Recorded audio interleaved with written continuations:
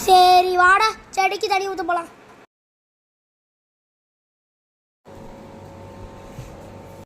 ஆமாம், இவங்க அவ்வளோ நல்லவங்க கிடையாது. இந்த நேரத்தில் போய் செடிக்கு தண்ணி ஊற்ற போகிறாங்க. ஆமாம், இவங்க அவ்வளோ நல்லவங்க கிடையாது. சரி வா போய் பார்ப்போம்.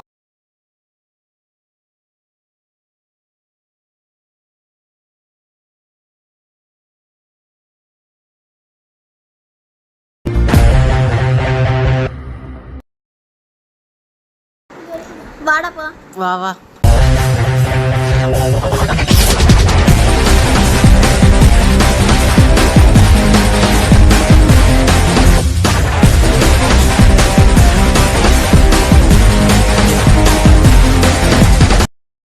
அப்பாடா, இப்போ தாண்டா கண்ணுக்கு வெளிச்சமா இருக்குது.